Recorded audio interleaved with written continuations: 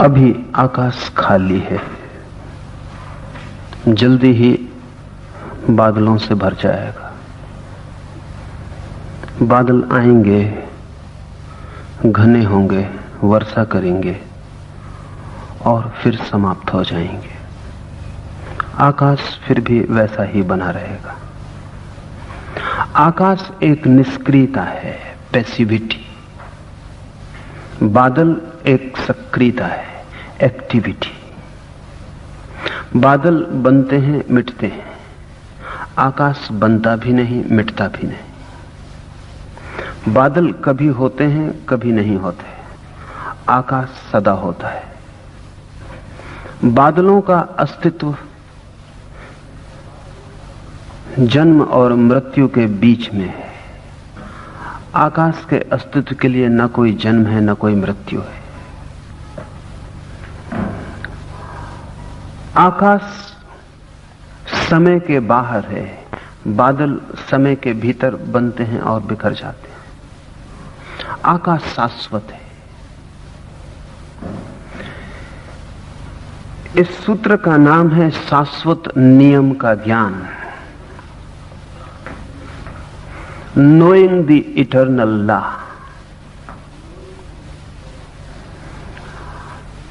जहां भी सक्रियता है वहां शाश्वतता नहीं होगी, क्योंकि क्रिया को तो विश्राम में जाना ही पड़ेगा। कोई भी क्रिया, कोई भी एक्टिविटी शाश्वत सदा नहीं हो सकती। थकेगी और विश्राम में लीन होना पड़ेगा। सिर्फ निष्क्रियता शाश्वत हो सकती है। इस सूत्र को समझ लेना बहुत जरूरी है। धर्मों ने कहा है ईश्वर सृष्टा है, God is the creator. Laos से राजी नहीं है। लाओस से कहता है सृजन तो एक क्रिया है, और अगर ईश्वर सृष्टा है तो कभी तो थक ही जाएगी क्रिया, और हर करने से विश्राम लेना ही होता है। करने का अंतिम परिणाम सदा ना करना है। तो अगर ईश्वर सृष्टा है, अगर सृजन ही उसका स्वरूप है, तो ईश्वर शाश्वत नहीं हो सकता। शाश्वत तो सिर्फ आत्यंतिक निष्क्रियता ही हो सकती है।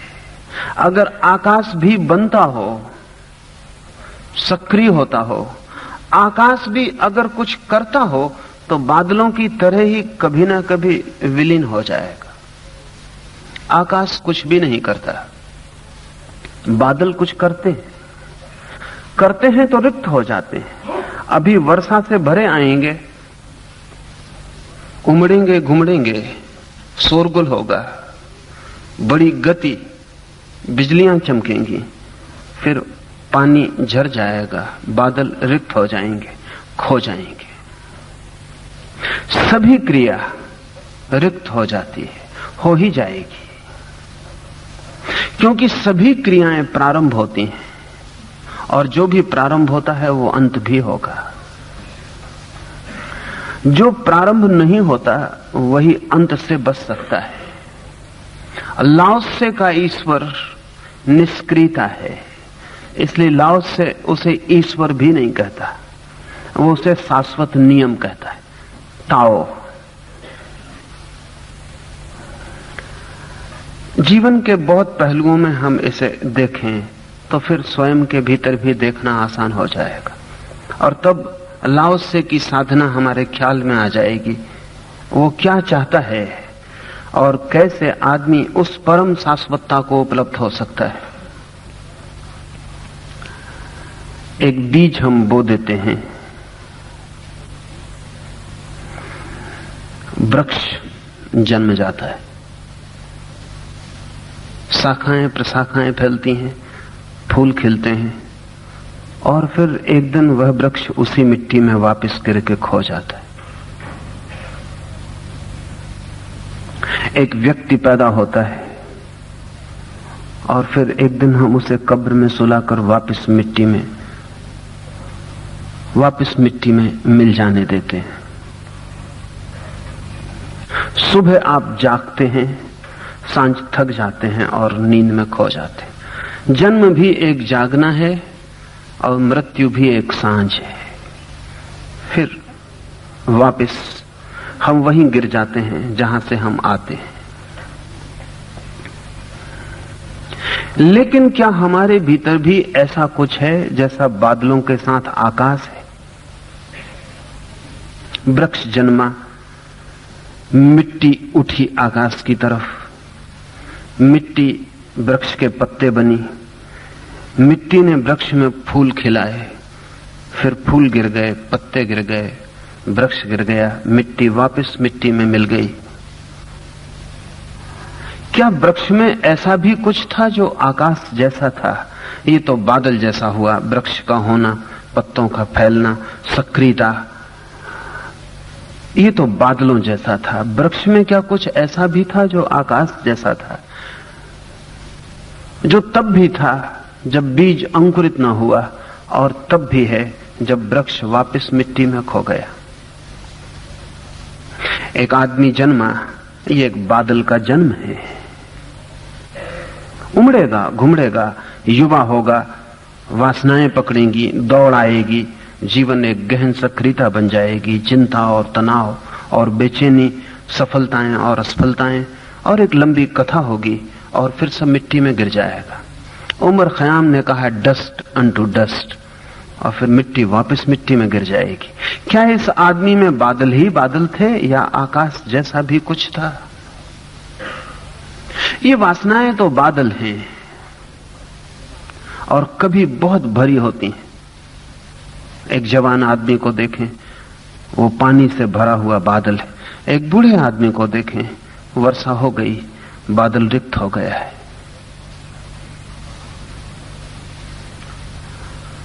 जो भरा था वो बिखर गया।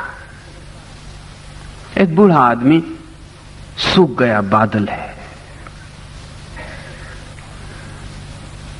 लेकिन क्या इस आदमी की वासनाओं, क्रियाओं, इसकी दौड़, इसकी उपलब्धियों, इन सब के पीछे कुछ आकाश भी है या नहीं?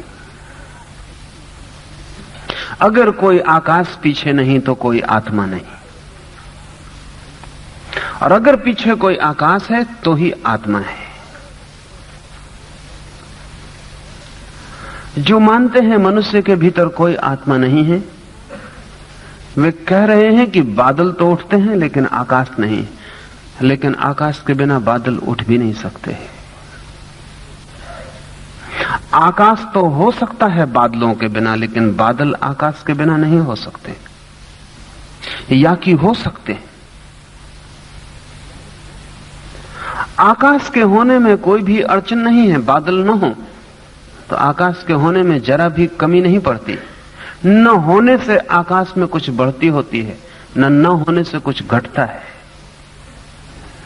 आकाश होता है बादलों के बिना भी। बादल एक दुर्घटना है, या कहें एक घटना है। आकाश एक अस्तित्व है। बादल संयोगिक हैं, एक्सीडेंटल हैं, किन्हीं कारणों पर निर्भर हैं। इसे थोड़ा समझें। आकाश में बादल बनते हैं तो किन्हीं कारणों पर निर्भर हैं, संयोगात्मक हैं। सूरज निकलेगा, पानी भाप बनेगा, आकाश की तरफ उठेगा तो बादल बनेंगे। अगर सूरज ठंडा हो जाए, धूप ना पड़े, पानी उबले नहीं, तो बादल नहीं बनेंगे। सूरज तपता रहे, आग बरसाता रहे, पानी ना हो, तो बादल नहीं बनेंगे। आकाश अकारण है।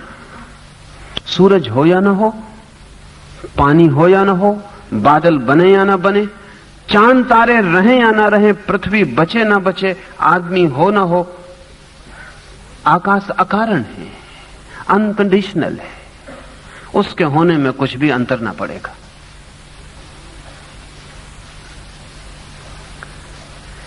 इसका अर्थ हुआ कि जिन चीजों का भी कारण होता है वे चीजें बादलों की तरह होती हैं, और जिनका कोई कारण नहीं होता, अकारण, वे चीजें आकाश की तरह होती हैं। आप पैदा हुए तो आपके पैदा होने में दो हिस्से हैं, एक बादल जैसा। आपके माता पिता न होते तो आपको ये शरीर नहीं मिल सकता था। हजार हजार कारण हैं जिनसे आपको ये शरीर मिला, लेकिन आप कारण में ही समाप्त अगर हो जाएं तो फिर आप नहीं हैं, आपके भीतर कोई आकाश नहीं है। आपके माता पिता भी ना होते, आपका शरीर भी ना होता, तो भी आप होते तो ही आपके भीतर आत्मा है, अन्यथा आत्मा का कोई अर्थ नहीं रह जाता। अल्लाह से कहता है हमारे सबके भीतर बादल भी हैं और आकाश भी है, और जैसे बादल नहीं हो सकते आकाश के बिना, आपकी वासनाएं भी नहीं हो सकती आत्मा के बिना। जैसे आकाश चाहिए बादलों को तैरने के लिए, वैसे ही आत्मा भी चाहिए वासनाओं को तैरने के लिए। आत्मा हो सकती है बिना वासनाओं की, वासनाएं नहीं हो सकती बिना आत्मा के।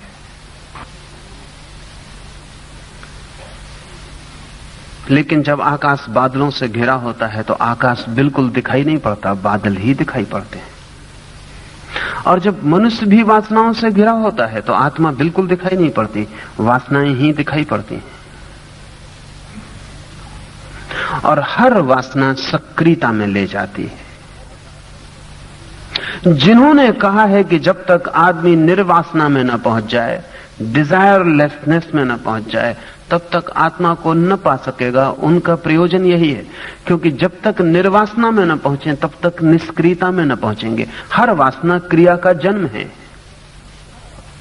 यहां वासना के पैदा होने का अर्थ ही यह है कि आप एक क्रिया की यात्रा पर निकल गए, चाहे स्वप्न में ही सही, चाहे वस्तुतः आप कुछ करने में संलग्न हो गए। वासना जन्मी कि क्रिया शुरू हो गई, बादल घिर गए। जितने होंगे ज्यादा बादल, उतना ही आकाश दिखाई नहीं पड़ेगा। बादल बिल्कुल ना हो तब आकाश दिखाई पड़ता है, या दो बादलों के बीच में दिखाई पड़ता है। दो वासनाओं के बीच में जो अंतराल होता है उसमें कभी भीतर की आत्मा दिखाई पड़ती है। लेकिन हमारी वासनाएं ऐसी हैं कि अंतराल बिल्कुल नहीं है। एक वासना समाप्त नहीं हो पाती, उसके पहले हम हजार पैदा कर लेते हैं। ऐसा कभी नहीं होता कि एक वासना समाप्त हो जाए और दूसरी अभी पैदा ना हो और बीच में खाली जगह छूट जाए जिसमें से हम अपने आकाश में झांक लें। एक वासना पूरी नहीं होती कि हजार को हम बो देते। एक मरती है तो हजार जन्म जाती है।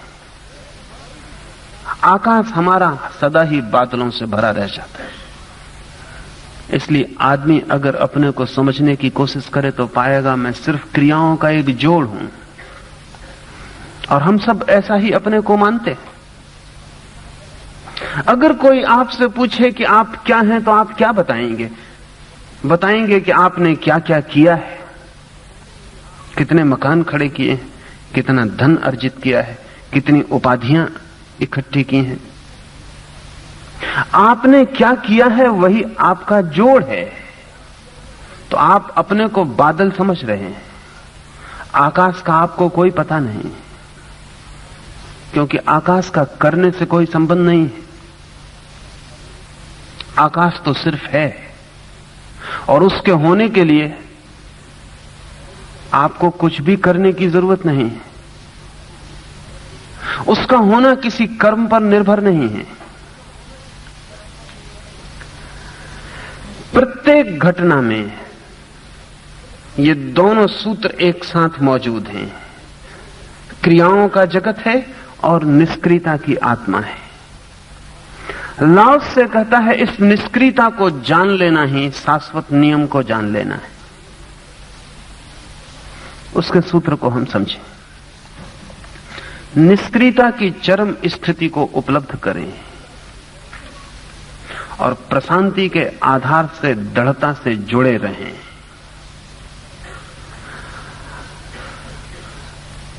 अपने ही भीतर निष्क्रियता की चरम स्थिति को उपलब्ध करें।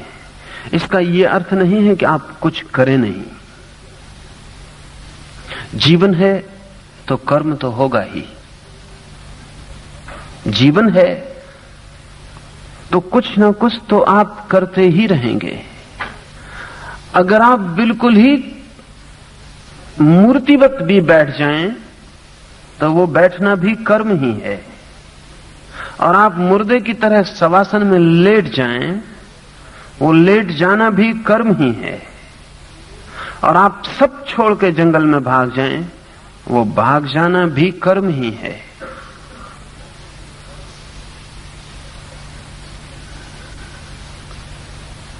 ज़ैन फकीर हुई हाई के पास एक युवक आया है और उस युवक से कहता है कि लाओसे का ये सूत्र याद रखो,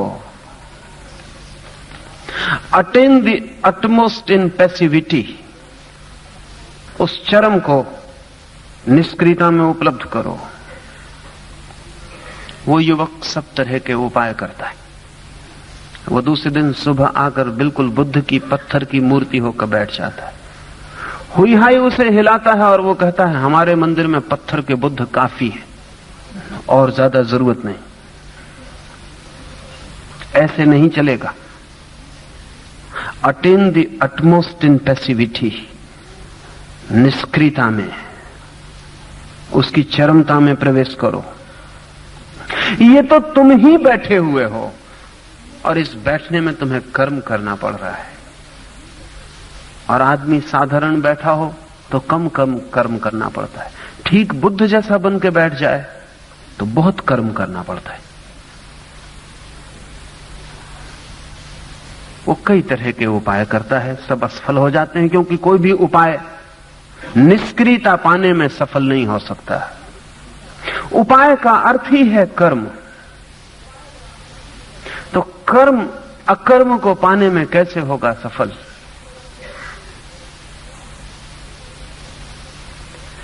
कोई रुकना चाहता हो तो दौड़ने से कैसे रुकने तक पहुंचेगा? और कोई मरना चाहते हो, कोई मरना चाहता हो तो जीवन उसके लिए रास्ता नहीं है। कर्म से कोई कैसे अकर्म को पाएगा? तो वो युवक परेशान हो गया। उसने हुई हाई के आश्रम में वृद्ध जनों को जाकर पूछा कि मैं क्या करूं, मैं परेशान हो गया, मेरी बुद्धि तो अंत पर आ गई, मेरा तो समाप्त हो गया सोच समझ, सब उपाय करके देख चुका हूं। आप हैं पुराने, आप गुरु के साथ बहुत दिन रहे हैं और निश्चित ही आप भी ये परीक्षा से गुजरे होंगे, मुझे कुछ सलाह दें। ये मैं निष्क्रियता कैसे प्राप्त करूं? तो जिससे उसने पूछा था उसने कहा कि जब तक मर ही ना जाओ तब तक निष्क्रियता प्राप्त नहीं होती। जीते जी कैसी निष्क्रियता? जियोगे तो कर्म तो होगा ही। जीना क्रिया का ही नाम है। जीवन अर्थात सक्रियता। मर ही जाओ तो ही परीक्षा से पास हो सकते हो। उस युवक ने सोचा ये भी कोशिश कर ली जाए। वो दूसरे दिन सुबह जब गुरु के पास गया तो गुरु ने पूछा कि पा लिया वो सूत्र? वो तत्क्षण वहीं गुरु के सामने गिर के मर गया।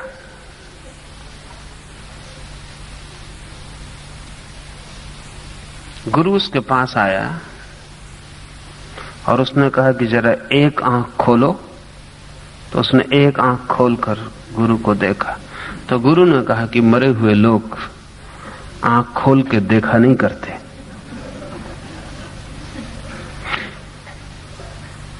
ये तुम किससे सीख के आ गए हो? और सिखावन से कोई कभी सत्य को उपलब्ध नहीं होता। तो वो युवक रोने लगा। उसने कहा कि मैं सब उपाय कर चुका हूं, ये आखिरी उपाय था, अब कुछ करने को बचा नहीं। ये निष्क्रियता कैसे उपलब्ध हो? उसके गुरु ने कहा कि जब तक तुम पूछते हो कैसे, हाउ, तब तक तुम कभी उपलब्ध ना हो सकोगे। क्योंकि कैसे का मतलब ही क्या होता है? उसका मतलब होता है किस प्रकार, किस विधि से, किस प्रयत्न से, किस काम से, मैं पा सकूंगा? तुम कर्म को ही पूछे चले जाते हो। निष्क्रियता हुई हाई ने कहा है पाई नहीं जाती, निष्क्रियता मौजूद है। और निष्क्रियता पाने का कोई उपाय नहीं, वो मौजूद है। सिर्फ सक्रियता से ध्यान निष्क्रियता पर हट जाए। ये सिर्फ ध्यान के हटने की बात है। बादल से ध्यान आकाश पे हट जाए। आकाश को पाना नहीं है, आकाश है और हमने उसे कभी खोया भी नहीं है। ज्यादा से ज्यादा हम भूल सकते हैं। और आकाश को बनाना भी नहीं है और हमारे किसी प्रश्न से वो बन भी ना सकेगा। और हमारे प्रश्न से जो बन जाए वो आकाश नहीं होगा। इसलिए आत्मा को पाने के लिए कोई भी प्रयास नहीं है और आत्मा को पाने के लिए कोई भी साधना नहीं है। सारी साधनाएं और सारे प्रयास वो जो हमारे भीतर बादलों का जगत है, उस जगत से ध्यान को हटाने के लिए ही है। लाओ त्से का यह सूत्र निष्क्रियता की चरम स्थिति को उपलब्ध करें शब्दों के कारण भ्रांति पैदा करता है। तो लगता है उपलब्ध करें, कुछ पाने को है, लेकिन यह भाषा की मजबूरी है। और लाओ त्से पहले ही कह चुका है कि जो मैं कहना चाहता हूं वो कहा नहीं जा सकता और जो मैं कहूंगा उसमें भूल हो जानी अनिवार्य है। हमारी सारी की सारी भाषा क्रिया पर निर्भर है। अगर एक आदमी मर जाता है तो भी हम कहते हैं वो आदमी मर गया, जैसे मरना उनका कोई काम हो। मरना एक क्रिया है।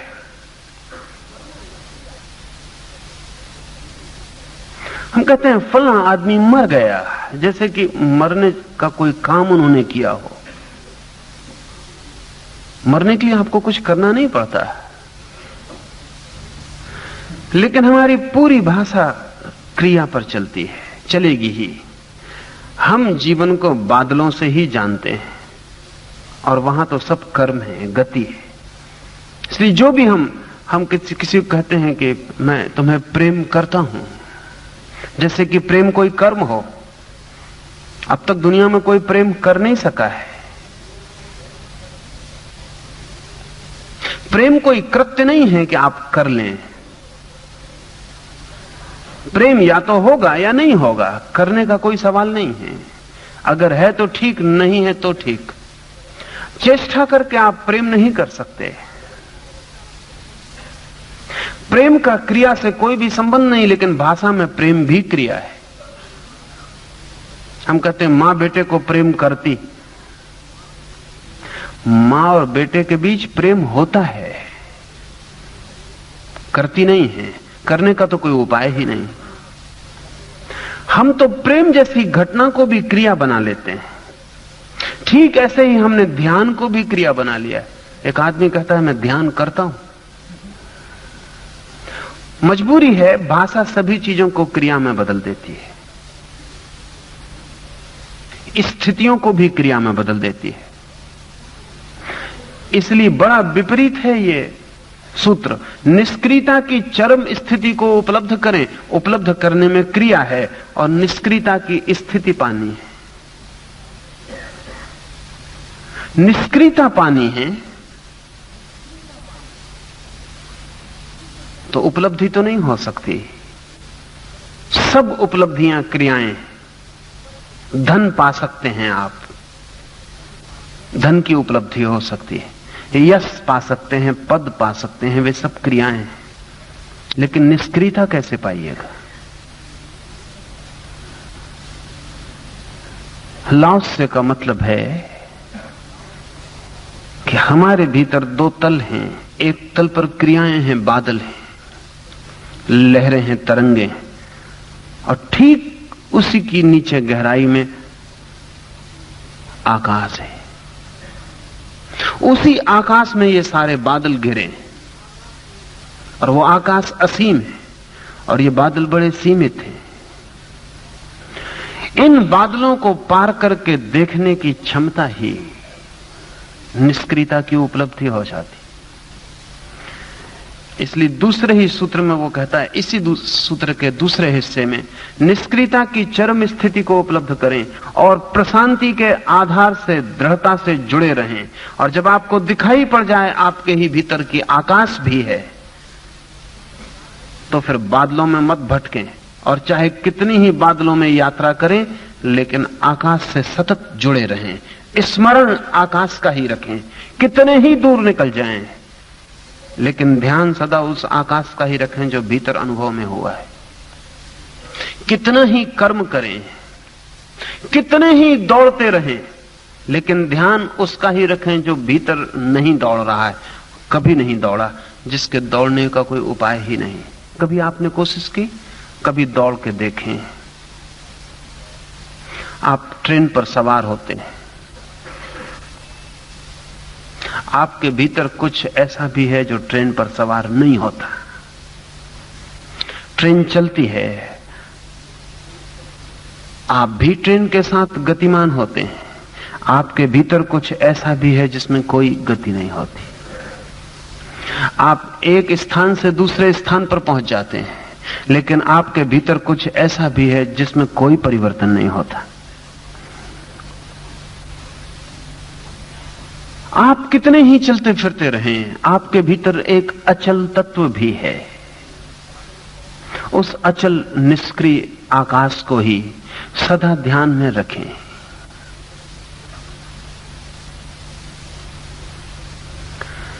आपके ऊपर क्रोध के बादल आ गए या काम वासना ने मन को धुएं से भर दिया या लोभ का जहर फैल गया, तब भी इन बादलों के बीच पीछे छिपे आकाश को स्मरण रखें, क्योंकि बादल अभी नहीं थे, अभी हैं, अभी फिर नहीं हो जाएंगे। और जो क्षण भर को आया है और क्षण भर में चला जाएगा, उसके कारण विचलित होने का कोई भी कारण नहीं। उससे विचलित वही होता है जो भीतर के शांति के प्रगाढ़ आधार को भूल जाता है। एक सूफी कथा है, एक सम्राट बूढ़ा हुआ, उसने अपने मंत्री मंडल को बुलाया और उनसे कहा कि मैं बूढ़ा हुआ और मौत करीब आती है। अब तक मैंने ज्ञान की कोई कभी चिंता नहीं की, लेकिन मौत करीब आती है तो ज्ञान की भी चिंता पैदा होती। अगर मौत ना होती तो शायद दुनिया में ज्ञानी ही मुश्किल से होते हैं। अगर मौत ना होती तो शायद धर्मों का कोई अस्तित्व नहीं हो सकता था। अगर मौत ना होती तो तत्व चिंतन की कोई जगह नहीं बन सकती थी। उस बूढ़े सम्राट ने कहा कि मन बहुत घबराता है और अब मैं कोई ऐसा आधार चाहता हूं जहां इस घबराहट से मैं बच सकूं। और अब तक मैंने जो भी इंतजाम किए वे सब व्यर्थ हुए जाते। अब तक उनका भरोसा था बहुत, फौजें थीं, तोपें थीं, महल थे, किले थे, सुरक्षित था। लेकिन अब ये फौजें और ये पत्थर की दीवारें कुछ भी ना कर पाएंगी, मौत करीब आई चली जाती है। मुझे कोई ऐसा सूत्र चाहिए कि मौत मुझे भयभीत ना करे। ये बुढ़ापा द्वार पर दस्तक देता है, बहुत कपटा है मन। मंत्रियों ने कहा हम सलाह दे सकते थे और बड़ा किला कैसे बनाया जाए, हम सलाह दे सकते थे फौजें और बड़ी कैसे की जाएं, लेकिन जिस संबंध में आप पूछ रहे हैं उस संबंध में तो हमें कुछ भी पता नहीं है। तो सारे राज्य में खबर खोजबीन की गई। एक बूढ़े फकीर ने आकर कहा कि मैं एक सूत्र दिए देता हूं जो वक्त पर काम पड़े, लेकिन जब तक वक्त ना आ जाए तब तक इसे खोलकर देखना मत। वक्त, जब तुम्हें ऐसा लगे कि सब उपाय व्यर्थ हो गए, तुम जो भी कर सकते थे अब किसी काम का ना रहा, जब तक तुम कर सको तब तक तुम कर लेना। जब तुम पाओ कि तुम्हारी करने की क्षमता चुक गई, अब तुम कुछ भी ना कर पाओगे, तभी इस सूत्र को उसने एक ताबीज में बंद करके वो सूत्र दे दिया। सम्राट ने वो ताबीज अपनी बाह पर बांध लिया। कई मौके आए जब मन हुआ कि खोल के ताबीज देख ले, लेकिन तब उसे पता चला कि अभी तो मैं कुछ कर सकता हूं। वर्षों बीत गए, फिर दुश्मन का हमला हुआ और वो राज्य हार गया और हारा हुआ घोड़े पर भागा जा रहा है, दुश्मन उसके पीछे। तब अचानक उसे ताबीज का ख्याल आया, पर उसे लगा अभी तो मैं कुछ कर ही सकता हूं, अभी दुश्मन दूर हैं, तेज घोड़ा मेरे पास है, अभी मैं इन सीमाओं के बाहर निकल ही जा सकता हूं। वो भागता रहा, लेकिन अचानक एक ऐसे मोड़ पर पहुंचा पहाड़ के कि आगे रास्ता समाप्त था और गड्ढा गया। पीछे लौटने का कोई उपाय ना रहा, पीछे दुश्मन है, उनके घोड़ों की टाप प्रतिपल बढ़ती चली जाती है और आगे खड्ड है और आगे जाया नहीं जा सकता और रास्ता बस एक छोटी पगडंडी है। आखिरी घोड़े की टाप मालूम पड़ने लगी कि बस अब छाती पर ही पड़ रही, सिर पर ही पड़ रही। तब उसने तोड़ के ताबीज पढ़ा। उसमें एक छोटा सा वाक्य लिखा था यह भी बीत जाएगा, दिस टू विल पास, और कुछ भी न था।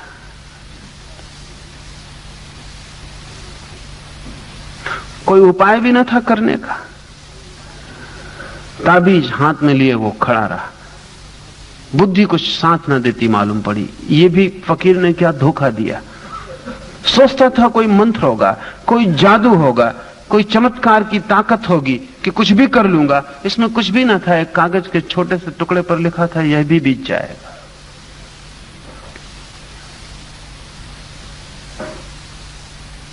खड़ा रहा शांत।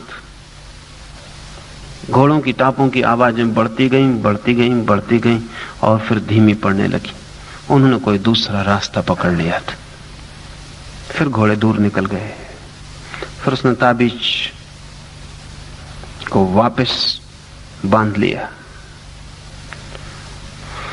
वापस उसकी फौजें जीत गईं, वो अपने राज्य में लौट आया।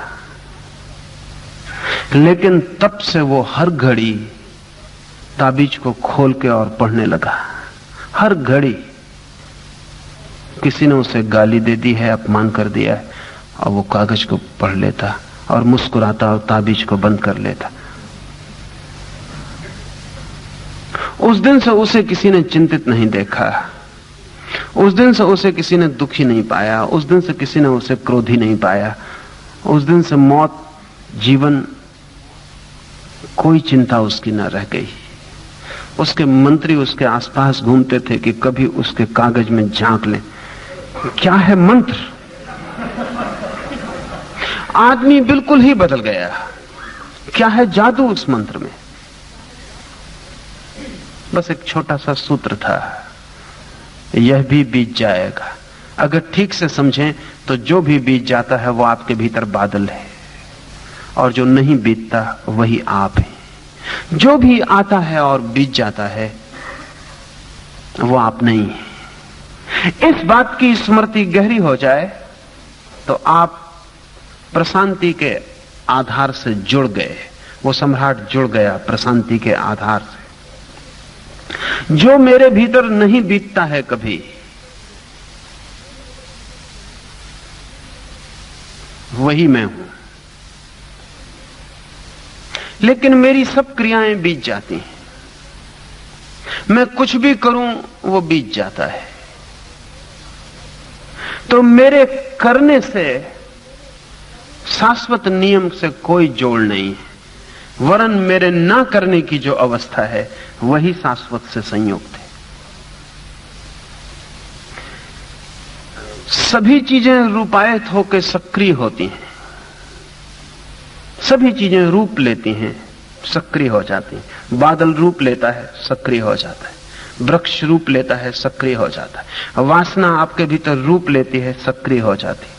सभी चीजें रूपायत होकर सक्रिय होती हैं, लेकिन हम उन्हें विश्रांति में पुनः वापस लौटते भी देखते हैं। लाओस से कहता है सभी कुछ बनता है, निर्मित होता है, फिर हम इन्हें लौटते भी देखते हैं, वापस विश्रांति में गिरते भी देखते हैं।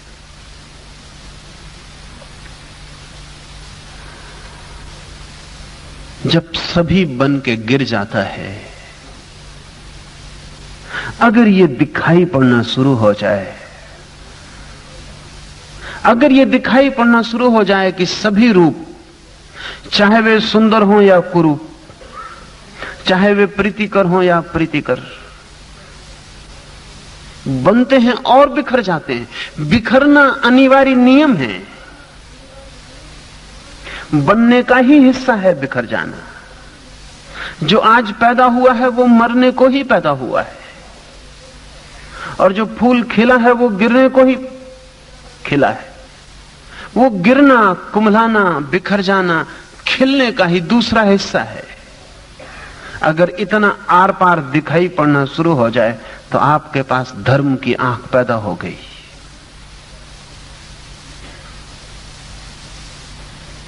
बुद्ध कहते थे धर्म चक्षु, इसको वो कहते थे सब अनित्य है, सब मरण धर्मा है, कुछ भी टिकेगा नहीं, कुछ भी बचेगा नहीं, जिसका भी आदि है उसका अंत है।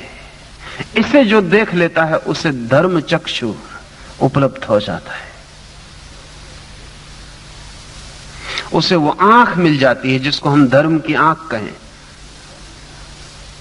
कुरान को कोई कंठस्थ कर ले तो वो आंख नहीं मिलती, और न गीता को कंठस्थ करने से मिलती। वो आंख मिलती है इस अनुभव से। हमें तो रूप दिखाई पड़ता है।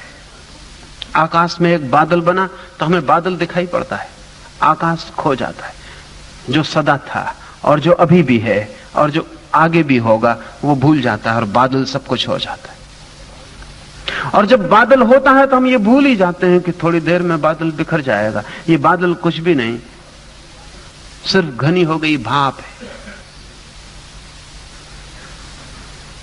सिर्फ सघन हो गई, सघन हो गया धुआं है, ये खो जाएगा। जो व्यक्ति बादल घिरे हो तब भी ये देख पाता है। जिस व्यक्ति के लिए जब बादल घिरे हो तब भी आकाश स्वच्छ दिखाई पड़ता है, उसे धर्म की आंख उपलब्ध हो गई।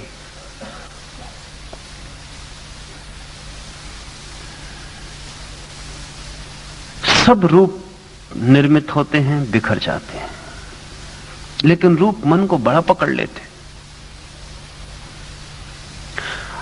वास्तविक रूपों को तो हम छोड़ दें। अगर एक सुंदर शरीर की तस्वीर भी है तो लोग उसको भी छाती से लगाए देखे जाते हैं। कागज के टुकड़े पर, कागज के टुकड़े पर स्याही की रेखाएं एक रूप बन जाती, लोग उससे भी आंदोलित होते हैं, लोग उससे भी प्रभावित होते हैं, लोग उससे भी जकड़ जाते हैं। तो जो कागज पर खींची गई रेखाओं से आंदोलित हो जाते हैं, वे अगर मांस, मज्जा और हड्डी की रेखाओं से प्रभावित हो जाते हो तो आश्चर्य तो नहीं। लेकिन जो कागज पर खींची रेखाओं से आंदोलित होते हैं, वे अगर थोड़ा गौर से देख पाएं तो पीछे कोरा कागज ही दिखाई पड़ेगा। और जो हड्डी, मांस, मज्जा से भी प्रभावित होते हैं, वे भी थोड़ा गहरा देख पाएं तो उन्हें भी पीछे कोरा आकाश ही दिखाई पड़ेगा। सभी रूप स्याही से खींची गई रेखाओं के ही रूप हैं। सभी रूप, चाहे एक वृक्ष निर्मित हो रहा हो और चाहे एक व्यक्ति निर्मित हो रहा हो और चाहे एक सूर्य निर्मित हो रहा हो, सभी रूप, बुद्ध ने कहा है, सभी चीजें संघात हैं, जोड़, सभी जोड़ बिखर जाते हैं। बुद्ध की मृत्यु करीब आई है, भिक्षु रो रहे हैं। एक भिक्षु बुद्ध से पूछता है कि अब आप अब आपका क्या होगा? आप कहां जाएंगे? किस मोक्ष में? बुद्ध ने कहा, मैं कहीं भी नहीं जाऊंगा,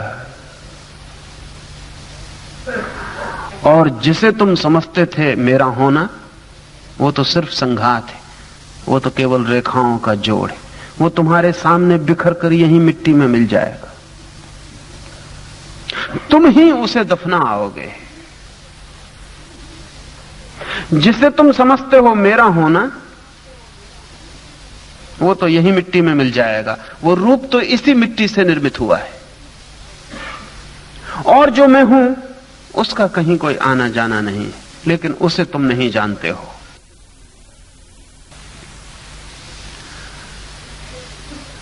प्रत्येक रूप के भीतर अरूप छिपा है। बिना अरूप के रूप नहीं हो सकता, जैसा मैंने कहा बिना आकाश के बादल नहीं हो सकते। अरूप अनिवार्य है रूप के लिए, लेकिन रूप हमें दिखाई पड़ता है, अरूप हमें दिखाई नहीं पड़ता। लाओस से कहता है सभी चीजें रूपायित होकर सक्रिय होती हैं, लेकिन हम उन्हें विश्रांति में पुनः वापस लौटते भी देखते हैं। यही देख लेना धर्म है। जैसे वनस्पति जगत लहलहाती वृद्धि को पाकर फिर अपनी उद्गम भूमि में लौट जाता है। एक पौधा निर्मित होता है, फूल खिलते हैं, सुगंध आती है, हवाओं से टक्कर लेता है, सूरज को छूने की आकांक्षा से आकाश की यात्रा पर निकलता है। कितना रंग, कितना रूप, कितनी आकांक्षा, कितना दृढ़ विश्वास, फिर सब खो जाता है। फिर साल 6 महीने बाद वहां जाकर देखें तो कुछ भी नहीं है, मिट्टी वापस मिट्टी में गिर गई, जैसे एक लहर ने छलांग ली हो और फिर वापस गिर गई हो। लेकिन जब ये पौधा होता है और जब इसमें फूल खिलते हैं, जब ये रूपायित होता है, तब हमें पीछे का खाली आकाश दिखाई नहीं पड़ता। लाओस से वही कह रहा है, लेकिन सब चीजें वापस लौट जाती हैं। जिस व्यक्ति को चीजों का वापस लौटना भी दिखाई पड़ने लगता है, वही व्यक्ति निष्क्रियता की चरम सीमा को छू पाएगा, और वही व्यक्ति विश्रांति के आत्यंतिक आधार के साथ जुड़ जाएगा। उद्गम को लौट जाना विश्रांति है। ये तो दृष्टि की बात हुई, ये तो दृष्टि उपलब्ध होनी चाहिए, ये दिखाई पड़ना चाहिए। एक पौधे को तो हम देख भी सकते हैं आर पार कि कल ये मिट जाएगा, लेकिन ये पौधे को हम देख रहे हैं। एक बादल को तो हम देख भी सकते हैं कि घड़ी भर बाद बिखर जाएगा, लेकिन ये बादल को हम देख रहे हैं। जिस दिन कोई व्यक्ति इस अंतर्दृष्टि को स्वयं पर भी लागू कर लेता है, जिस दिन वो कहता है कि मुझ में भी जो दिखाई पड़ रहा है, ये मेरी देह और ये मेरा मन और ये मेरे विचार और ये मेरी अस्मिता, मेरा अहंकार, ये मेरी बुद्धि, ये जो कुछ भी मुझे दिखाई पड़ रहा है मुझ में, ये भी वापस उद्गम में गिर जाएगा, वैसे ही जैसे सब रूप गिर जाते हैं। जब कोई व्यक्ति इस दृष्टि को अपने पर भी लौटा लेता है, तब लाओस से कहता है उद्गम को लौट जाना विश्रांति है, और ऐसे अनुभव में जो भर जाता है वो लौट गया अपने उद्गम को। जिससे ये दिखाई पड़ गया अपने भीतर कि मेरा भी सब जो भी रूपायित है वो सब बिखर जाएगा, वो आज ही अपनी विश्रांति में लौट गया। ये वचन बहुत कीमती है। To return to the root is repose. वो जो मूल उद्गम है, जो जड़ें हैं, वहां लौटने का जो बोध है, वो लौट जाना है और अपनी जड़ों को, अपने उद्गम को पा लेना परम विश्रांति है। वो जो बुद्ध के चेहरे पर शांति की छाया है, वो किसी ध्यान का परिणाम नहीं है, वो किसी मंत्र जप का परिणाम नहीं है। अगर एक व्यक्ति मंत्र को जपता रहे तो भी चेहरे पर एक शांति आनी शुरू हो जाती। कल्टिवेटेड, चेष्टा से निर्मित।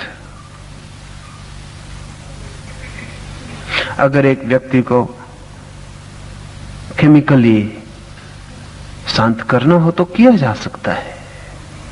उसके सारे खून में अगर ट्रैंकुलाइजर्स ही डाल दिए जाएं तो चेहरे पर एक शांति आ जाएगी। लेकिन मुर्दा, मरी हुई, मरघट की शांति बुद्ध के चेहरे पर जो जीवित शांति है वो किसी क्रिया का फल नहीं है। वो उस उद्गम में लौट जाने से जो रिपोज, जो विश्रांति मिलती है वही है। बुद्ध को बैठा हुआ देखें, उनकी मूर्ति को देखें, तो जो भी उनकी मूर्ति को गौर से देखेगा उसे लगेगा जैसे इस मूर्ति के भीतर भी कोई सेंटर है जिस पर ये पूरी मूर्ति उस केंद्र से जुड़ी है। ये पूरी मूर्ति भी जैसे किसी केंद्र से जुड़ी है। कोई केंद्र सब चीजों को संभाले हुए है। अगर आपको कोई देखे चलते, उठते, बैठते तो ऐसा पता चले कि आपके भीतर कोई केंद्र नहीं है या बहुत केंद्र एक साथ है।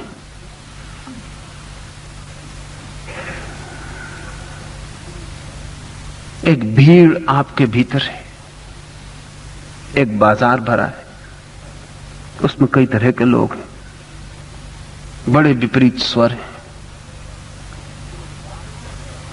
जो बादलों से अपने को जोड़ेगा उसकी यही हालत हो जाएगी। आकाश तो एक है, बादल अनेक हैं। और जो अभी छोटा बादल है थोड़ी देर बाद बड़ा हो जाएगा, और जो अभी बड़ा बादल है थोड़ी देर बाद टुकड़े टुकड़े में बिखर जाएगा। और बादल के रूपों का भी कोई भरोसा है? अभी जो बादल बहुत सुंदर लग रहा था क्षण भर बाद कुरूप हो जाएगा। बादल तो धुआं है, वो प्रतिपल रूप बदल रहा है। तो जो व्यक्ति भी अपने को अपनी क्रियाओं से जोड़ता है, जो व्यक्ति भी अपने को अपनी उपलब्धियों से जोड़ता है, जो व्यक्ति भी अपने भीतर बादलों का ही इकट्ठा अहंकार है, वो व्यक्ति प्रतिपल एक भीड़ में डोल रहा है। जैसे ही किसी व्यक्ति को यह ख्याल में आना शुरू हो जाता, कठिन है यह ख्याल में आना, और सिर्फ तात्विक चिंतन से नहीं ख्याल में आएगा। मैं ये भी देख सकता हूं कि यह वृक्ष कल गिरेगा, यह देखना बहुत कठिन है कि कल मैं गिरूंगा। सभी लोग जानते हैं कि सभी लोग मरेंगे, सिर्फ स्वयं को छोड़कर।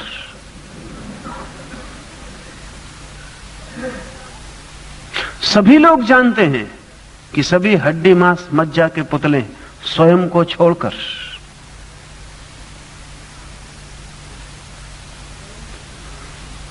स्वयं को हम जोड़ते ही नहीं कभी, वो हिसाब में ही नहीं, उसे हम बचा के ही चलते हैं। ये ख्याल में ही नहीं आता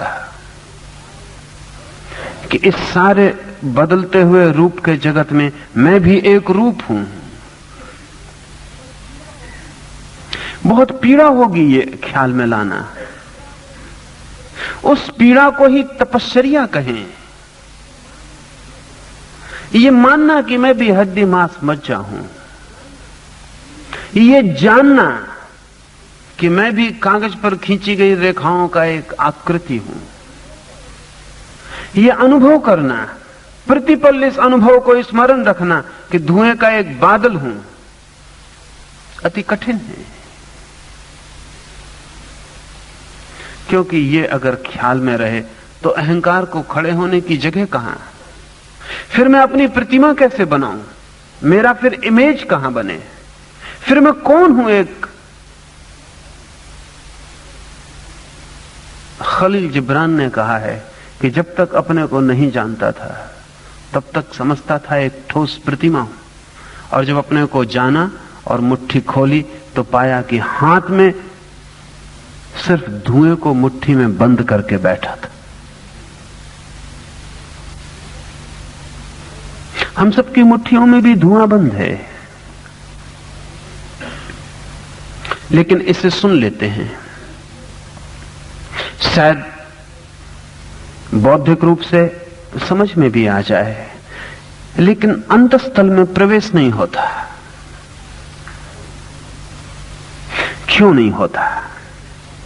क्योंकि हमने जो भी अपने चारों तरफ जिंदगी बना के रखी है, अगर मैं ये जान लूं कि मैं मुट्ठी में बंद एक धुआं का टुकड़ा हूं, तो मेरे चारों तरफ जो मैंने बना के रखा है वो अभी बिखर जाए। किसी ने मुझसे कहा है कि आप बहुत सुंदर हैं और मुझे आपसे प्रेम है, और अगर मुझे आज पता चले कि मैं एक धुएं का टुकड़ा हूं, तो मेरे प्रेम का क्या होगा? और किसी से मैंने कहा है कि मेरा प्रेम कोई कथा कहानियों का प्रेम नहीं है, ये शाश्वत प्रेम है, मैंने किया है तो सदा करूंगा। अगर मुझे पता चले कि जिसने ये आश्वासन दिया है वो खुद ही धुएं का एक पिंड है, उसके आश्वासनों का कोई भरोसा नहीं है, तो मेरे प्रेम का क्या होगा? मैंने अपने चारों तरफ जो इन्वेस्टमेंट किए हैं जिंदगी में, वो सब मुझे कहेंगे कि ऐसी बातें मत सोचो, तुम काफी ठोस हो, तुम्हारे वचनों का अर्थ है, तुम्हारे वक्तव्य टिकेंगे। लोग गीत गाते हैं कि चांद तारे नहीं रहेंगे तब भी उनका प्रेम रहेगा। उस सबका क्या होगा? वो जो दूर अनंत पर हमने सपने फैला रखे, अगर मैं ही धुआं हूं तो मेरे प्रेम का क्या अर्थ है? और अगर मैं ही धुआं हूं तो मेरे वचन का क्या मूल्य है? और जब मैं ही मिट जाऊंगा तो मेरे वचन और मेरे कृत्य, उन सबको किस तराजू पे तौलने का उपाय है? कोई उपाय नहीं है। इसलिए कठिनाई होती। बात कभी समझ में भी आ जाती, किन्हीं क्षणों में लगने भी लगता है ये सब पानी पर खींची गई लकीरें हैं, लेकिन तब भय मन को पकड़ता है, क्योंकि वो चारों तरफ जो जाल हमने फैला के रखा है उसका क्या होगा? घबरा के हम वापस जैसी जिंदगी चलती है उस ढांचे में उसे चलने देते। हर ढांचा हमारी दृष्टि पर निर्मित है। अगर हमारी दृष्टि बदलती है तो पूरा ढांचा बदलना पड़ेगा, पूरा पैटर्न जिंदगी का बदलना पड़ेगा। लिन उतांग ने एक संस्मरण लिखा है। चीन से किसी मित्र ने एक जर्मन विचारक को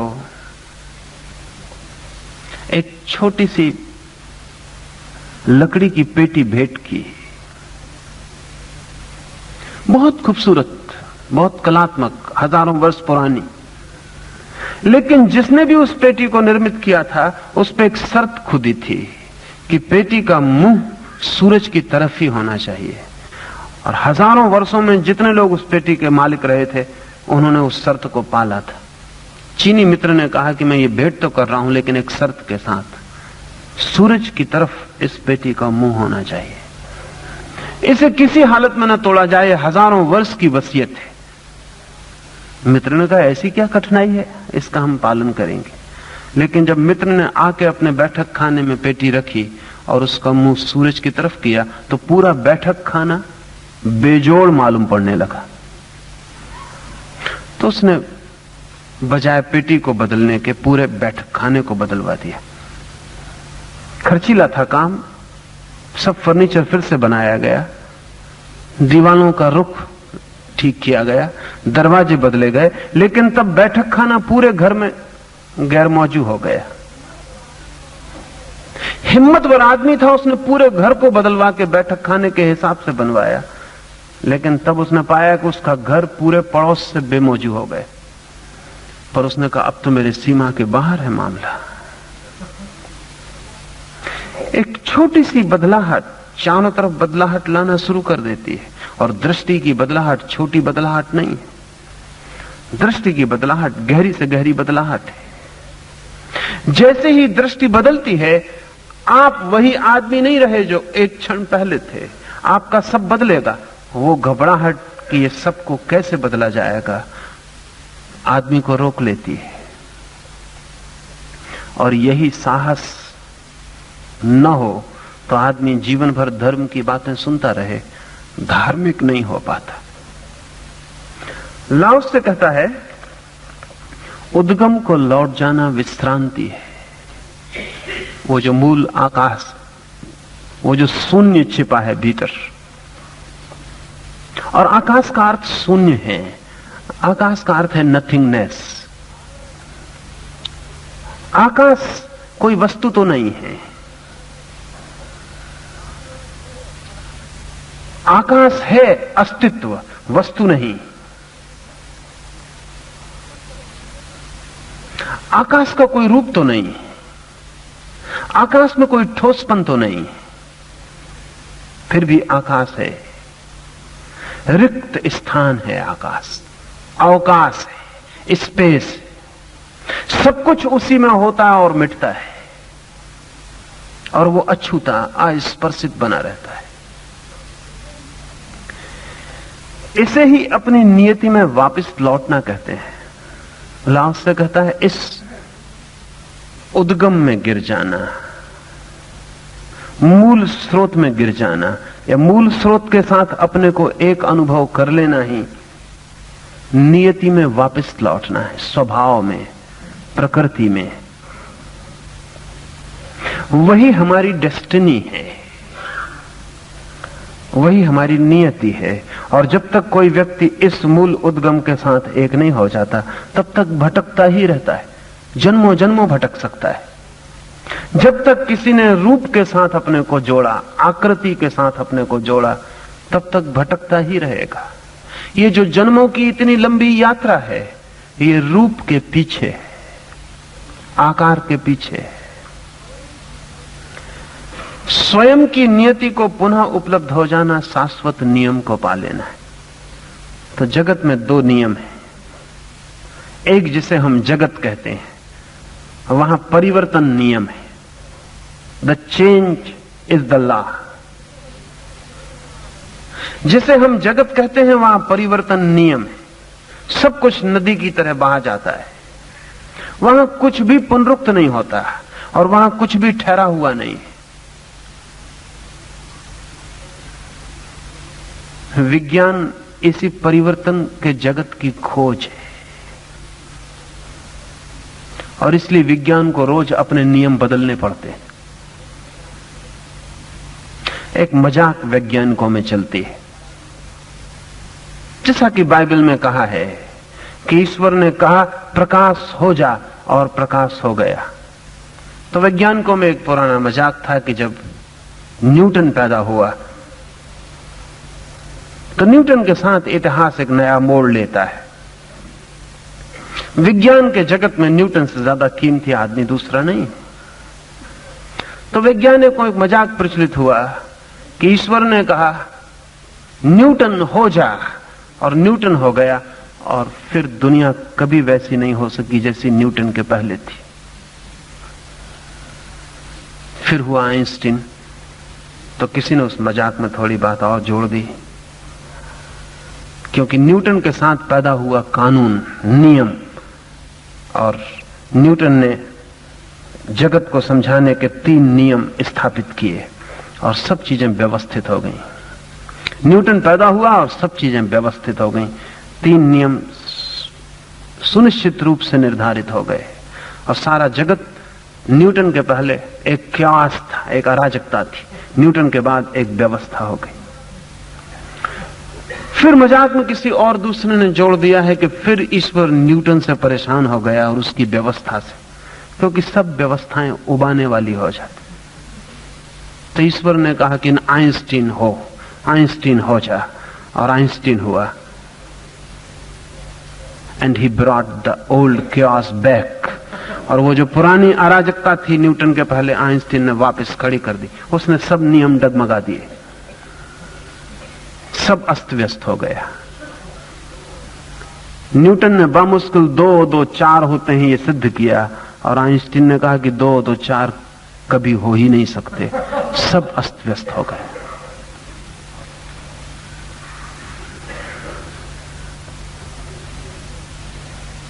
और आइंस्टीन ने भी जो कहा वो रोज बदलना पड़ता है, रोज बदलना पड़ता है। विज्ञान रोज बदलता रहेगा, क्योंकि विज्ञान जिसकी खोज करता है वो जगत ही रोज बदलता चला जाता है। जिस चीज की हम खोज कर रहे हो, अगर वो रोज बदलता जाता हो तो उसका कोई भी फोटोग्राफ ज्यादा देर तक काम का नहीं रहेगा। 2-4 दिन बाद हमें पता चलेगा कि ये तो किसी और का चित्र है। चित्र तो ठहर जाएंगे और जगत चलता चला जाएगा। इसलिए जगत का कोई चित्र आत्यंतिक अल्टीमेट नहीं हो सकता। आइंस्टीन ने कहा है कि जगत का ज्ञान कभी भी पूर्ण नहीं हो सकता, क्योंकि वो रोज बदलता चला जा रहा है। ये मामला कुछ ऐसा है कि आपके गांव का जो रास्ता है स्टेशन पहुंच जाता है, क्योंकि स्टेशन चलती फिरती नहीं है। कल आप जिस रास्ते से गए आज भी जाएंगे वहीं मिल जाएगी। लेकिन अगर स्टेशन चलती फिरती हो तो फिर रास्ते तय नहीं रह जाते। तब कभी गलत रास्ते से चला हुआ आदमी भी पहुंच सकता है और कभी सही रास्ते से चला हुआ आदमी भी ना पहुंचे। वो तो स्टेशन स्थिर है, इसलिए रास्ते तय है। अगर जगत ही एक अस्थिरता है, एक परिवर्तन है, तो उसके कोई नियम स्थिर नहीं हो सकते। इसलिए विज्ञान को हर 2, 4, 5 वर्षों में करवट बदल लेनी पड़ती है। तो विज्ञान आज से 300 साल पहले तो कहता था कि सत्य की हमारी खोज है। बर्ट्रैंड रसल ने अभी कुछ वर्ष पहले कहा था सत्य की बात बंद कर दो, सिर्फ सत्य के निकट पहुंचने की खोज काफी है। Don't talk about absolute truth, only approximate truth is enough. बस करीब करीब सत्य। लेकिन ध्यान रहे, करीब करीब सत्य कुछ होता है? करीब करीब प्रेम कुछ होता है? करीब करीब चोरी कुछ होती है? करीब करीब सत्य कुछ भी नहीं होता। करीब करीब सत्य का मतलब यह है ऐसा असत्य जो अभी काम दे रहा है। कल पता चल जाएगा काम नहीं देगा, तब दूसरे असत्य से काम लेना पड़ेगा। परसों पता चल जाएगा, फिर तीसरे असत्य से काम ले। करीब करीब सत्य का अर्थ होता है जो असत्य अभी असत्य सिद्ध नहीं किया जा सका है। लेकिन यह स्वाभाविक है, यह स्वाभाविक है, क्योंकि जिस विषय से विज्ञान का संबंध है वही बदलता चला जाता है। लॉ से कहता है एक शाश्वत नियम भी है, एक इटर्नल लॉ भी है, वो नहीं बदलता। लेकिन उसके लिए फिर जो जो बदलता है उसे छोड़कर खोजना पड़ेगा। जो भी बदलता है उसे छोड़कर खोजना पड़ेगा। इसलिए धर्म के नियम बदलते नहीं। पश्चिम में कई विचारकों को चिंता जन्मती है। बुद्ध ने कुछ कहा, कृष्ण ने कुछ कहा या क्राइस्ट ने कुछ कहा, और आज तो हमारे मुल्क में भी बहुत लोगों को पश्चिम का ख्याल महत्वपूर्ण मालूम होगा कि बुद्ध को मरे 2500 वर्ष हो गए। बुद्ध का सत्य आज भी सत्य कैसे हो सकता है? ठीक है, अगर 100 वर्ष पहले के विज्ञान का सत्य 100 वर्ष बाद सत्य नहीं रह जाता, 10 वर्ष पहले का विज्ञान का सत्य 10 वर्ष बाद सत्य नहीं रह जाता, तो 2500 साल पहले हुए कृष्ण या बुद्ध या महावीर का सत्य कैसे सत्य रह जाएगा? और उनका कहना ठीक है, क्योंकि जो भी सत्य की तरह वे जानते हैं वो रोज बदलता चला जाता है। लेकिन उन्हें कृष्ण के सत्य का कोई पता नहीं है, उन्हें लाओसे के सत्य का कोई पता नहीं है। लाओसे उस सत्य की ही बात कर रहे हैं जहां परिवर्तित होने वाला सब छोड़ दिया गया है। वो शर्त पहले ही पूरी कर दी गई है। जो बदलने की धारा है उस धारा को छोड़ दिया गया। धर्म से उसका कोई लेना देना नहीं है। धर्म का तो उससे लेना देना है जिसमें ये बदलती धारा बह रही थी। बादलों से कोई प्रयोजन नहीं, आकाश की खोज है जिसमें बादल बनते हैं और बिगड़ते हैं। निश्चित ही कोई आदमी कह सकता है कि बादल सुबह देखो दोपहर वही नहीं रह जाते, सांझ वही नहीं रह जाते, और एक से बादल तो दोबारा कभी देखे नहीं जा सकते। ये तुम किस आकाश की बात कर रहे हो? जब बादल बदल जाते हैं तो आकाश भी बदल जाता होगा। तुम उसी आकाश की बात किए चले जाते हो, लेकिन आकाश सनातन है।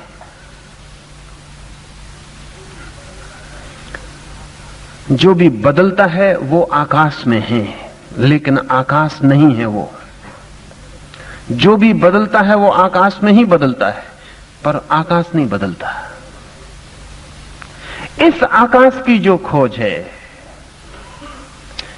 इस इनर स्पेस की, अंतर आकाश की जो खोज है,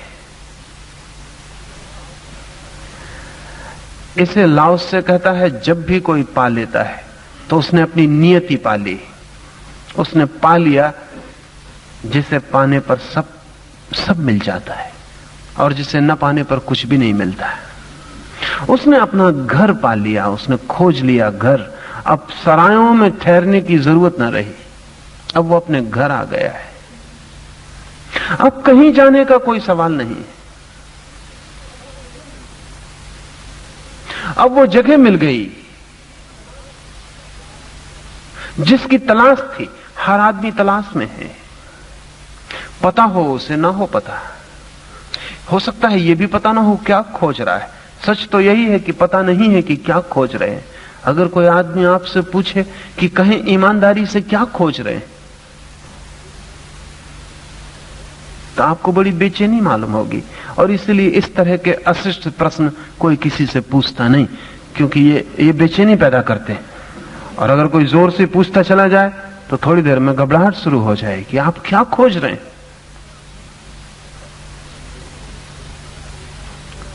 दूसरे दिन सुबह बिस्तर से उठना मुश्किल हो जाएगा। किस लिए उठ रहे हैं? क्या है खोज?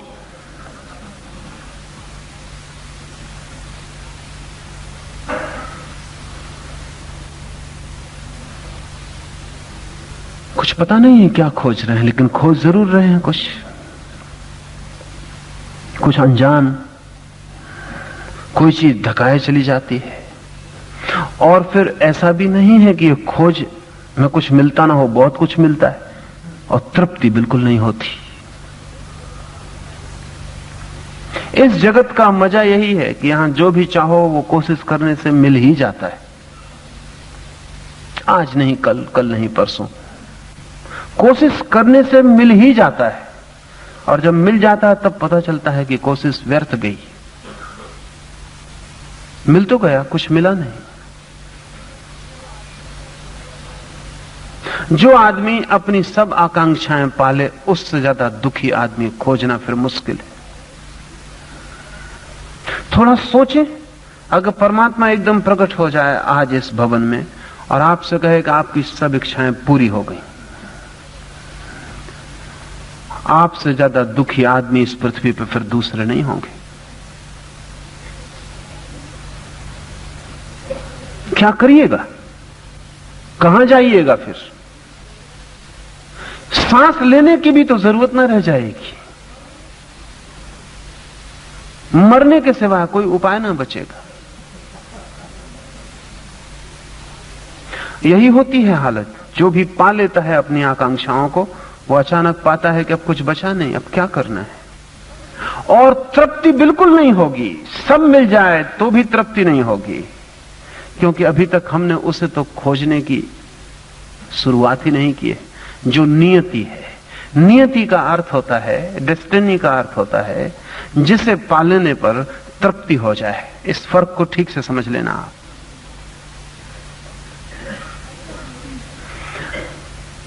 उसे नियति नहीं कहते जिसे आप पाना चाहते हैं।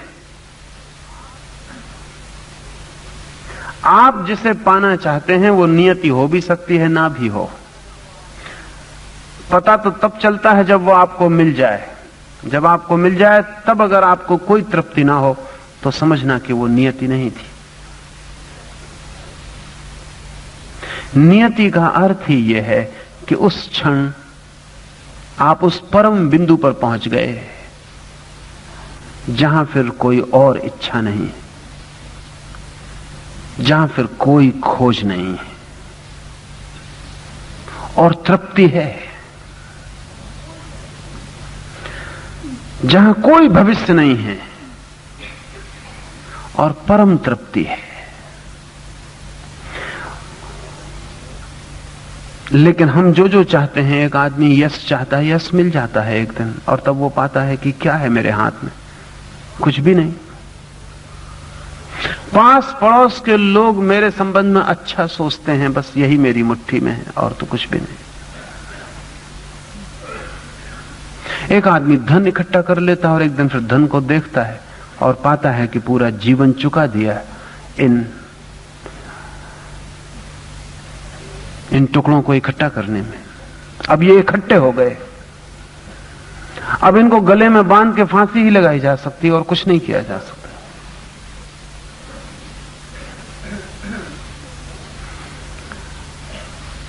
बर्नार्ड शॉ ने लिखा है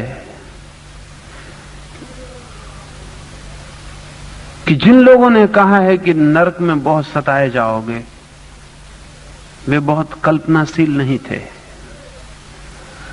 बर्नार्ड शॉ ने कहा, अगर मेरे बस में हो नरक की तस्वीर देनी तो मैं दूंगा ऐसी तस्वीर कि जहां तुम जो चाहोगे वो उसी वक्त मिल जाएगा। इससे बड़ा नरक दूसरा नहीं हो सकता। तुमने चाहा नहीं कि मिला नहीं, इधर चाह और उधर पूरी हो गई, और तृप्ति बिल्कुल नहीं होगी, क्योंकि हमारी कोई भी चाह नियति की चाह नहीं है। हम जो भी चाह रहे हैं वो शायद हमारी चाह ही नहीं है। एक पड़ोस का आदमी एक कार खरीद लाता है और आप में भी एक चाह पैदा हो जाती है कि एक कार मेरे पास भी हो जाए। एक पड़ोस का आदमी एक मकान बना लेता है और आपकी भी चाह हो जाती है आप भी एक मकान बना लें। हम उधार जी रहे हैं, चाहें भी हमारी उधार हैं, वो भी हमारी अपनी नहीं है।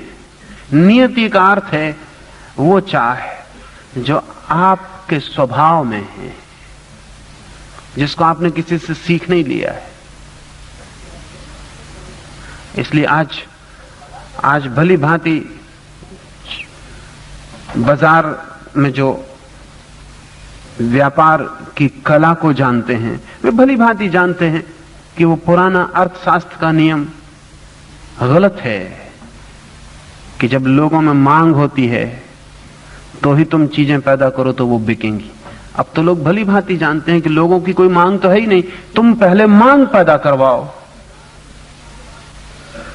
इसलिए बाजार में 10 साल बाद अगर उत्पत्ति आने वाली हो, आपका सामान आने वाला हो, 10 साल पहले से एडवर्टाइज करो।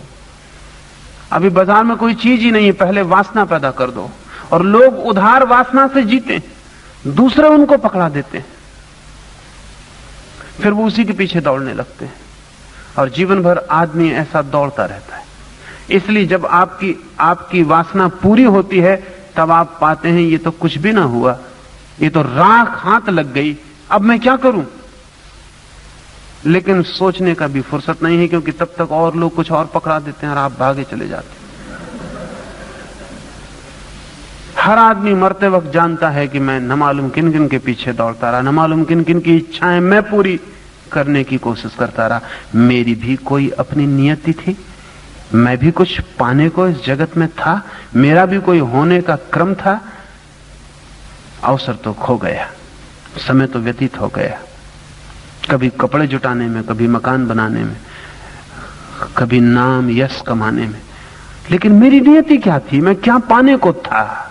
लाओस से कहता है नियति तो उसी दिन उपलब्ध होती है जिस दिन कोई इस शाश्वत नियम को, इस आकाश को अपने भीतर पा लेता है।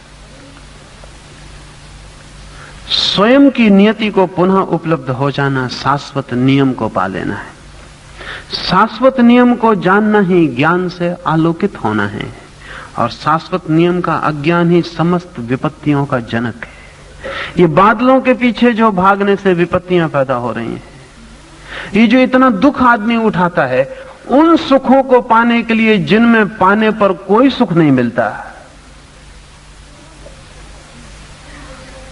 इतना जो दुख उठाता है उन मंजिलों पर पहुंचने के लिए जहां पहुंच के सिवाय थकान के कुछ हाथ नहीं लगता। और हर मंजिल एक पड़ाव तय होती है फिर किसी नई मंजिल की खोज के लिए।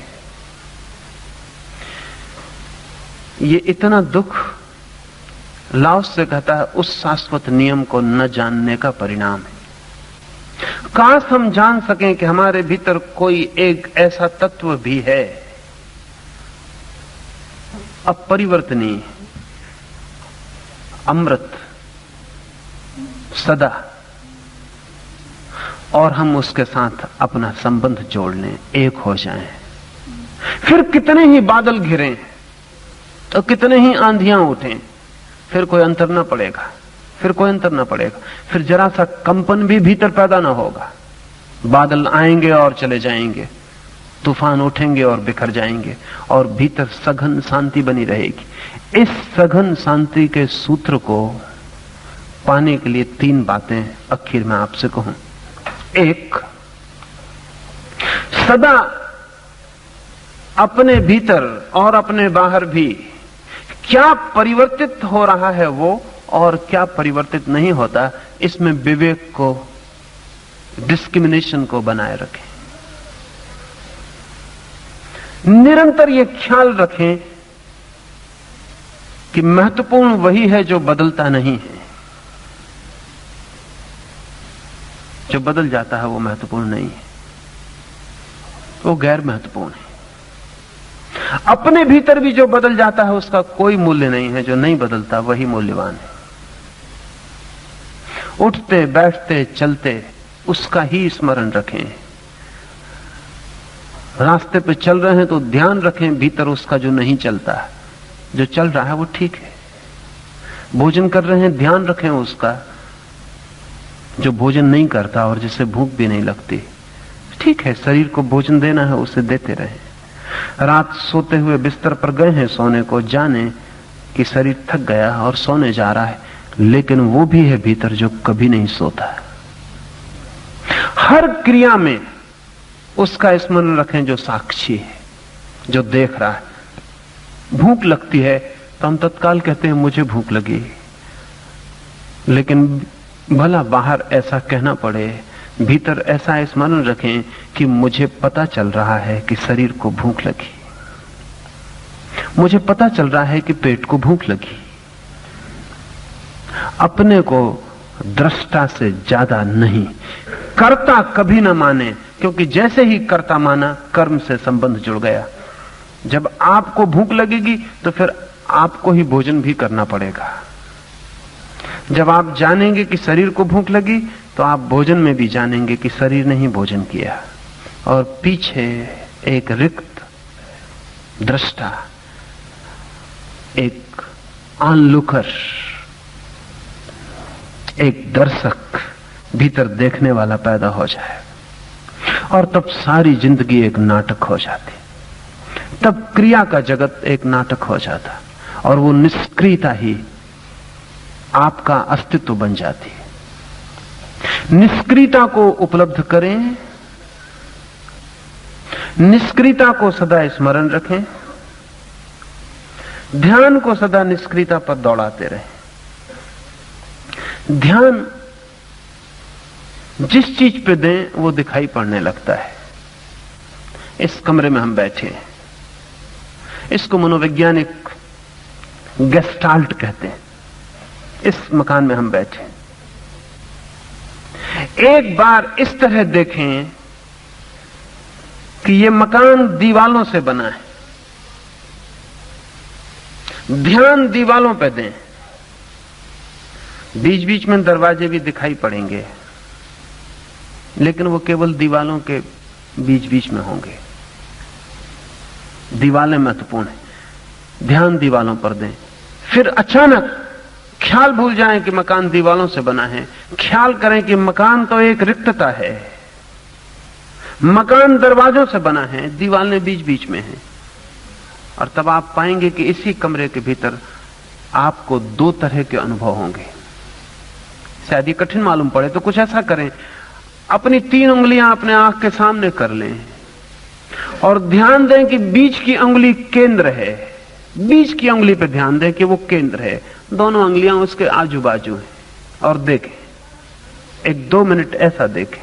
फिर अचानक ध्यान को बदलें, वहीं आंख रखें, दोनों उंगलियों पर ध्यान दें कि दोनों उंगलियां महत्वपूर्ण हैं, बीच की उंगली बस बीच में। और तब आपको पता चलेगा कि इतने से फर्क से आपके भीतर सब बदलाहट हो जाती है। जब आप बीच की उंगली पे ध्यान देंगे तो दोनों उंगलियां बिल्कुल फीकी मुर्दा मालूम पड़ेंगी, जैसे हैं ही नहीं, कहीं दूर मालूम पड़ेंगी। जब आप दोनों उंगलियों पे ध्यान देंगे तो बीच की उंगली गौण हो जाएगी।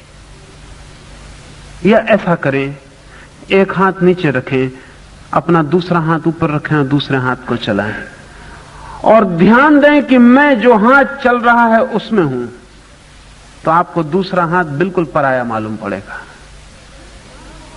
अपना नहीं। फिर ध्यान को बदल दें और ख्याल करें कि जो हाथ ठहरा हुआ है वो मैं हूं और हाथ को चलाएं, तब आप फौरन पाएंगे कि जो हाथ ठहरा हुआ है वो आप हैं, जो हाथ चल रहा है वो किसी और का है। ये इसलिए कह रहा हूं कि ध्यान की बदलाहट सिर्फ फोकस बदलने की बात है, सिर्फ फोकस बदलने की। ये दोनों हाथ मेरे हैं और आपको पता भी नहीं चलेगा कि मैं इस समय किस हाथ से अपने को जोड़े हुए हूं। जो हाथ ऊपर चल रहा है, अगर मैंने उससे अपने को जोड़ा है तो नीचे का हाथ पराया हो गया, वो मैं नहीं हूं। और आप बराबर अनुभव करेंगे कि नीचे का हाथ आप नहीं, जो चल रहा है वो आप है। फिर ठहरे हुए के साथ ध्यान को बदल दें। बाहर कोई बदलाहट नहीं हो रही, लेकिन भीतर फोकस बदल गया। ध्यान की धारा ऊपर के हाथ में बह रही थी, वो नीचे के हाथ में चली गई, ऊपर का हाथ दूसरे का मालूम पड़ने लगेगा। जब आप भोजन कर रहे हैं और सोचते हैं मैं भोजन कर रहा हूं, तब एक हालत है ध्यान की। और जब आप कहते हैं, अनुभव करते हैं कि भोजन शरीर कर रहा है, मैं देख रहा हूं, तब ध्यान का फोकस बदल गया, ध्यान दूसरा हो गया। जब आप रास्ते पे चलते वक्त सोचते हैं मैं चल रहा हूं, तो ध्यान एक है। अगर आप ऐसा ध्यान कर पाए कि मैं देख रहा हूं और शरीर चल रहा है, तत्काल फोकस बदल गया, गेस्टाल्ट बदल गया, पूरा ढांचा बदल गया। लाओसे की निष्क्रियता को अगर अनुभव करना हो तो अपने भीतर जो आकाश है सदा उस पर ध्यान रखें, और जो जो बादल हैं उन पर ध्यान मत रखें, उनको उड़ने दें, चलने दें, लेकिन ध्यान आकाश पे हो। क्या है आपके भीतर आकाश? भूख लगती है, ये एक बादल है, आता है चला जाता है। क्रोध आता है, ये एक बादल है, आता है चला जाता है। घृणा आती है, एक बादल है। प्रेम आता है, ये एक बादल है, आता है चला जाता है। दुख या सुख, सम्मान या अपमान, कुछ भी आता है चला जाता है, बादल की तरह। कौन है जो इस सबको देखता रहता है? कौन है भीतर जो जाग कर इस सबको देखता रहता? ध्यान उसका रखें, सारी ध्यान की धारा को उसको जोड़ दें। देखने वाले के साथ एक हो जाएं, करने वाले के साथ संबंध छोड़ दें, दृष्टा के साथ एक हो जाएं, और तत्काल आप पाएंगे कि आप भीतर उससे जुड़ गए जो आकाश निष्क्रिय है। इस निष्क्रिय के साथ जुड़ते ही जीवन के सारे दुख विसर्जित हो जाते, मृत्यु, परिवर्तन सब स्वप्न हो जाते। अल्लाह से कहता है यही है शाश्वत नियम। आज इतना ही, लेकिन बैठें 5 मिनट कीर्तन करके जाएं, और कीर्तन में भी ख्याल रखें जो किया जा रहा है वो आप नहीं है, जो हो रहा है वो आप नहीं है। बैठे रहें, जिनको कीर्तन करना है वो ऊपर आ जाएं या नीचे आ जाएं।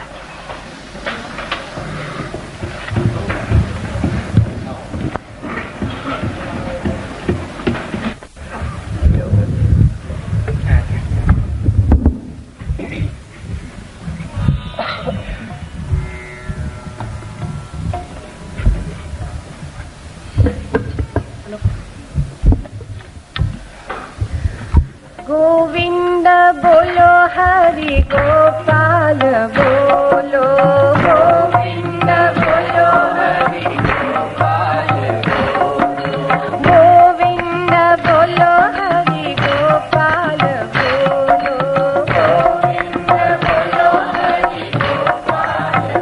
बोलो, गोविंद बोलो, हरि गोपाल बोलो, गोविंद बोलो, हरि गोपाल बोलो, गोविंद बोलो, हरि गोपाल बोलो, गोविंद बोलो,